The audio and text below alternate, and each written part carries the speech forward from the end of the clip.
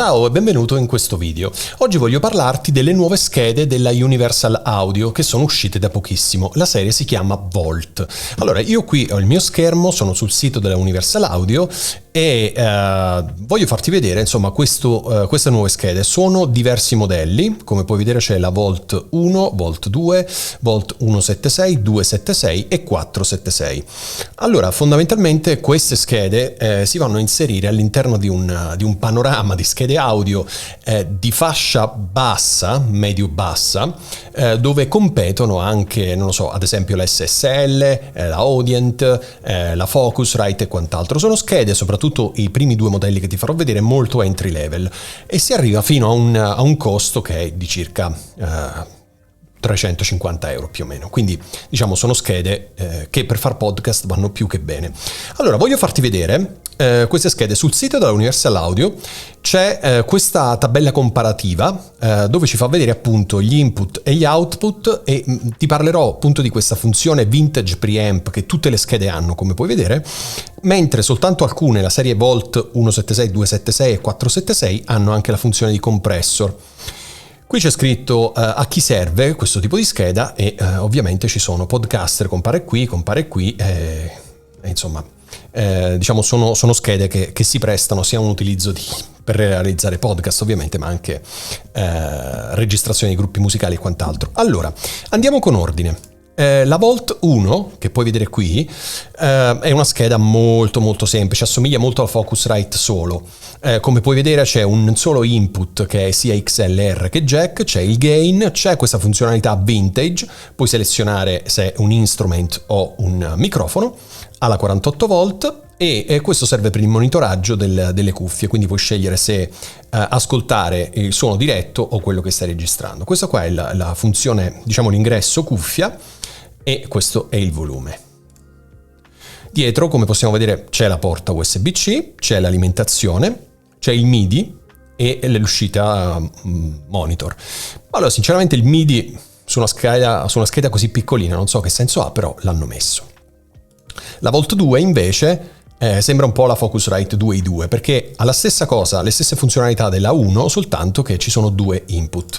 Infatti qui dietro puoi vedere che dietro è uguale, assolutamente identica, mentre avanti ci sono due ingressi microfonici. Benissimo, queste sono la serie Volt 1 e Volt 2. Questa invece è la Volt 176, quindi qui iniziamo già a fare un po' più sul serio, anche la forma è molto più gradevole rispetto a quelle precedenti. Quello che possiamo notare è che è completamente diversa rispetto all'altra, perché la parte superiore della scheda qui ci sono tutti i controlli, o comunque la maggior parte dei controlli.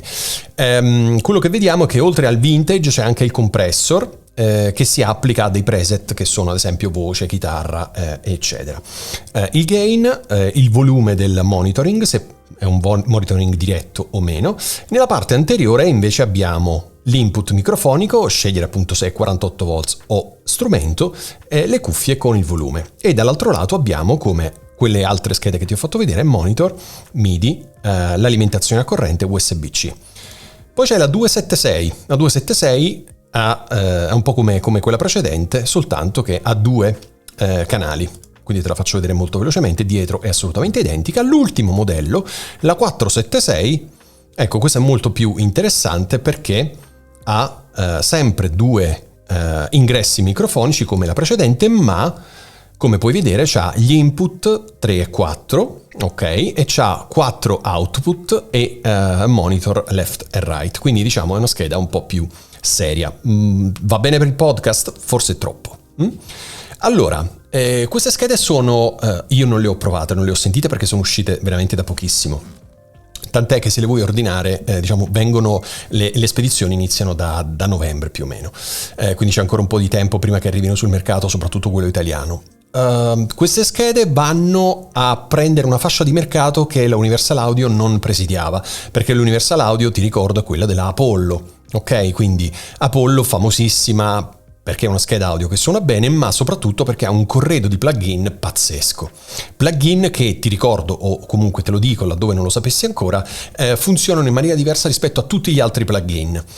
Sono dei plugin che suonano decisamente meglio perché hanno un modo completamente diverso per interfacciarsi con il tuo software, perché ha il DSP, cioè quindi il motore degli effetti è proprio interno alla scheda, quindi diciamo è un altro modo di concepire gli effetti, unico perché ce l'ha soltanto l'Universal Audio. Per non sperare che in queste schede di fascia economica ci siano i plugin, perché a corredo ci sono dei plugin, ma sono dei plugin, te lo faccio vedere, sono dei plugin, eccoli qua.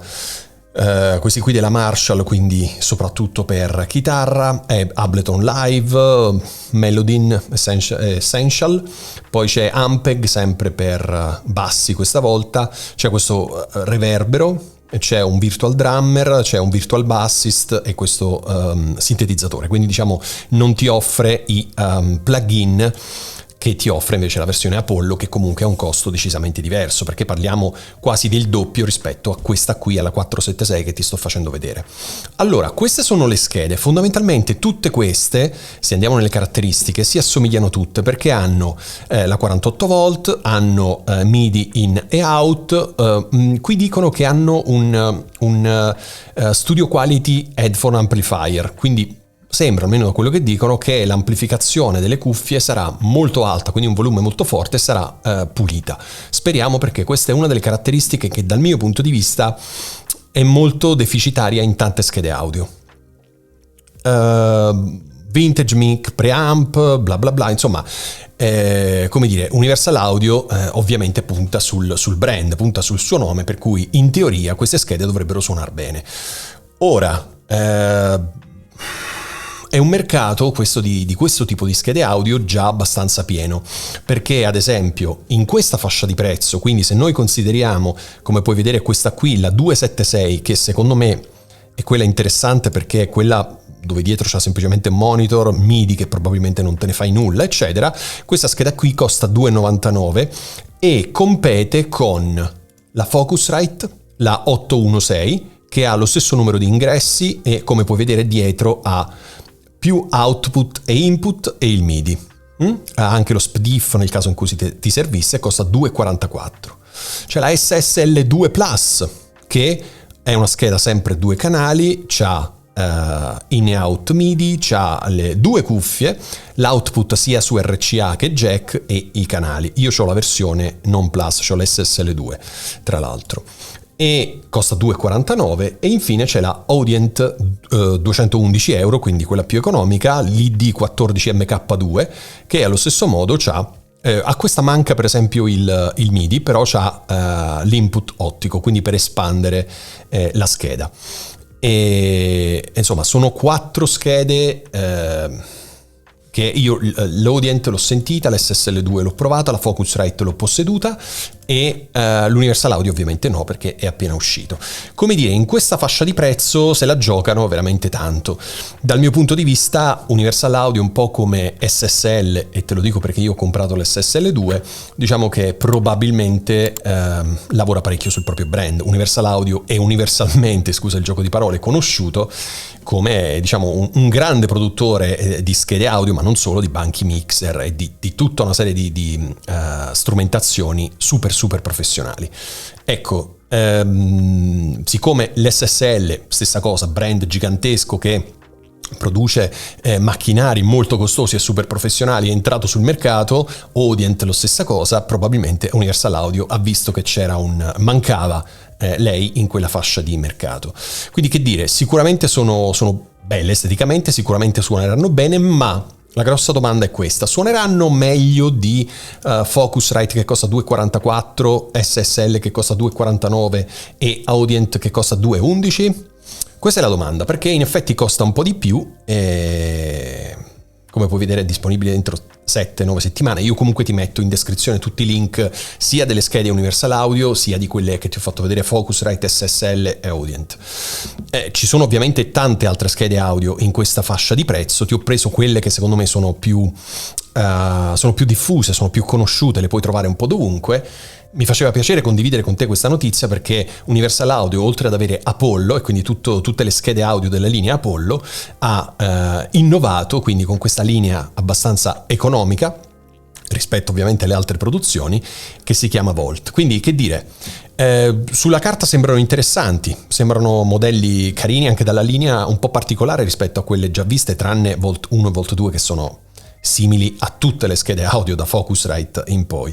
Queste qui, la 176, 276, 476, sinceramente sono un po' più particolari. Voglio farti vedere un attimo queste schede audio quanto costano. La Volt 1 costa 141 euro, la Volt 2 191, la 176 252, la 276 299 e la Volt 476 costa 374. Poi ci sono anche dei bundle, insomma. Però questi sono i prezzi e io ti ho preso come esempio la 276 proprio per mostrartela insieme, eccola qui, insieme appunto a Focusrite SSL e Audient. Che dire, vale la pena spendere diciamo almeno 50 euro in più, se non molti di più, perché la Audient 211 contro 299, insomma sono parecchi soldi che si fanno sentire, soprattutto perché magari devi comprare i cavi oppure vuoi investire anche nel microfono, quindi è una cifra che tutto sommato si fa sentire.